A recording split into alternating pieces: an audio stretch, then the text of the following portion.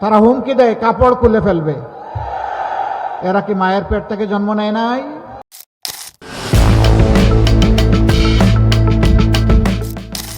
নির্বাচন কমিশনে জামায়াতের মহিলা ব্রিগেড, হামলার ডকুমেন্টস জমা, শীর্ষ নেতৃত্বে নারী, নুরুন্নিসা সিদ্দিকার বিস্ফোরক জবাব।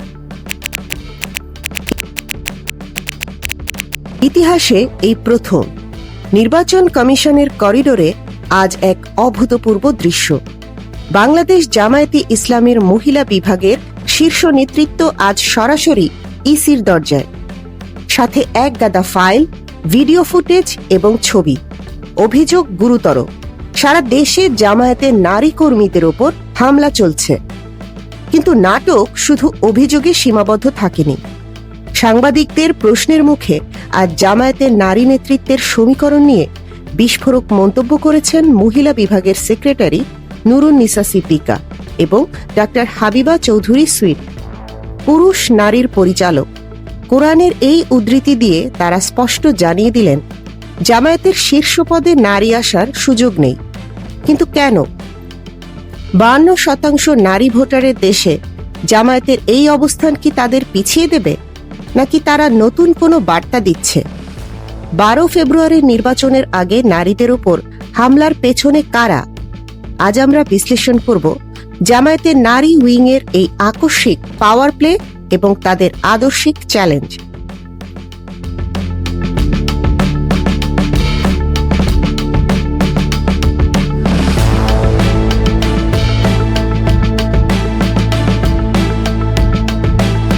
আজ নির্বাচন কমিশনে হাজির হয়েছিল জামায়াতে ইসলামীর এক শক্তিশালী প্রতিনিধি দল। নেতৃত্বে ছিলেন মহিলা বিভাগের সেক্রেটারি নুরুন্নিসা সিদ্দিকা, সাথে ছিলেন সহকারী সেক্রেটারি সাইদা রুমান, মার্জা বেগম এবং political affairs incharge doctor Habiba Chowdhury Sweet. Doctor Habiba Chowdhury স্পষ্ট জানালেন, this is the first time. আমরা ছুটে এসেছি কারণ আমরা ঘরে বসে থাকতে পারিনি। তাদের হাতে ছিল 15টি সুনির্দিষ্ট ঘটনার ডকুমেন্টস, ছবি, ভিডিও সহ। তারা প্রমাণ দিয়েছেন কিভাবে দেশের বিভিন্ন প্রান্তে জামায়াতের নারী কর্মীদের ওপর হামলা হচ্ছে। কেন এই হামলা? ডাক্তার হাবিবার দাবি, কিছু মহল আমাদের অ্যাক্টিভিটিস পছন্দ করছে না। তারা ভয় পাচ্ছে নারীরা যদি জামায়াতের দিকে ঝুঁকে যায় তবে তাদের ভোটের বাক্স খালি হয়ে যাবে।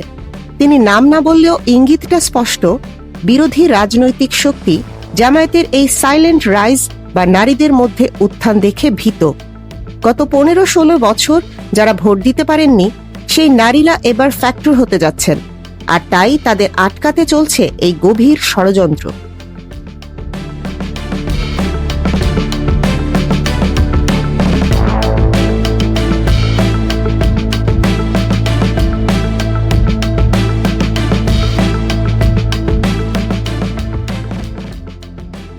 সাংবাদিকদের একটি কমন প্রশ্ন ছিল, জামায়াতে 43% নারী সদস্য থাকার পরেও জাতীয় নির্বাচনে কেন কোনো নারী প্রার্থী নেই?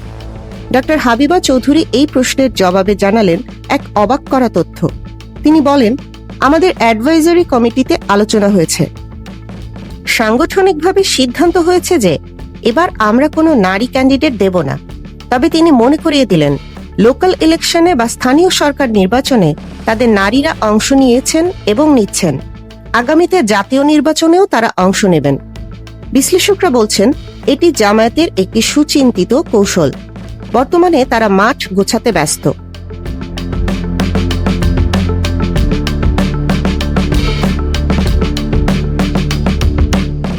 ডাক্তার হাবিবা দাবি করেন, আমরা নারীদের লিডারশিপ ট্রেনিং দিচ্ছি, মানবিকতার ট্রেনিং দিচ্ছি।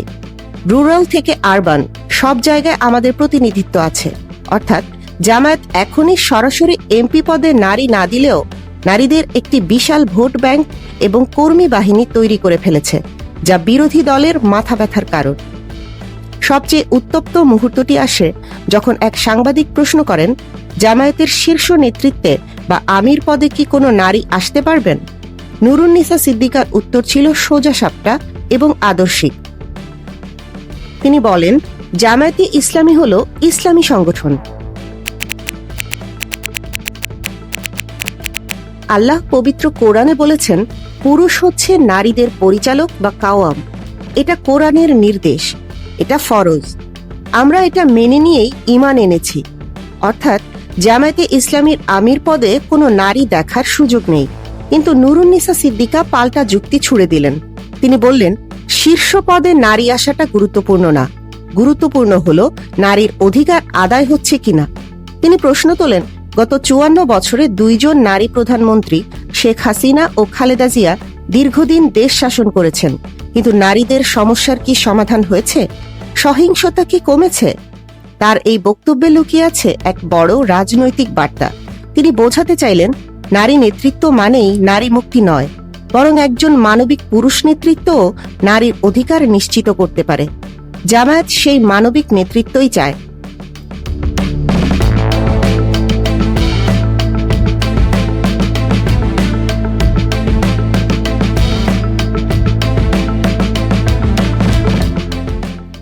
ফেব্রুয়ারি নির্বাচন। ডাক্তার হাবিবা চৌধুরী হুঁশিয়ারি দিয়ে বললেন, আমাদের বোনদের ওপর অত্যাচার হচ্ছে, কিন্তু আমরা অবলা নই, আমরা সাহসী মহিলা, আমাদের ঈমান আছে। তিনি চ্যালেঞ্জ ছুড়ে দিলেন, যেখানে বাধা আসবে আমরা সেখানে প্রতিরোধ করব। কারোর মত বা চিন্তাকে বাই ফোর্স আঘাত করে আমাদের রুখতে পারবে না। জামায়াতের নারীরা যে এবার ভোটের মাঠে শুধু ভোটার নয়, বরং পাহারাদার হিসেবেও থাকবে, তা এই বক্তব্যে পরিষ্কার।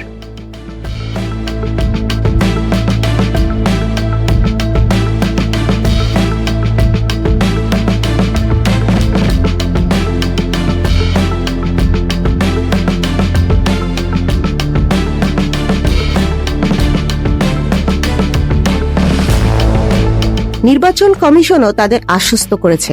ডাক্তার হাবিবা জানান, ইসি তাদের কথা মনোযোগ দিয়ে শুনেছেন এবং পদক্ষেপ নেওয়ার আশ্বাস দিয়েছেন। এখন দেখার বিষয় 12 তারিখে নারীরা কতটা নির্বিঘ্নে ভোট দিতে পারেন। জামায়াতে ইসলামীর এই নারী প্রতিনিধি দলের ইসিতে যাওয়া প্রমাণ করে, রাজনীতির মাঠে তারা আর পেছনের সারিতে নেই। বোরকা বা হিজাবের আড়ালে থেকেও যে রাজনীতির মূল স্রোতে চ্যালেঞ্জ ছুড়ে দেওয়া যায়, তা তারা দেখিয়ে দিলেন। শীর্ষ পদে নারী না থাকার বিতর্ক হয়তো থাকবে, কিন্তু 43% নারী সদস্য নিয়ে জামায়াত যে এক বিশাল শক্তি, তা অস্বীকার করার উপায় নেই।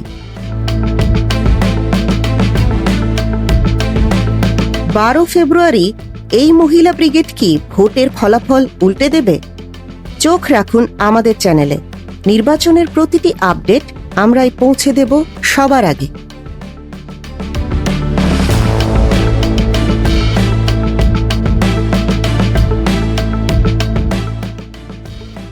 এতক্ষণ দেখছিলেন ইকো অফ বাংলাদেশ। প্রতিদিনের এমন নিউজ আপডেট পেতে সাবস্ক্রাইব করুন আমাদের চ্যানেল, সেই সাথে অন করে রাখুন বেল আইকন।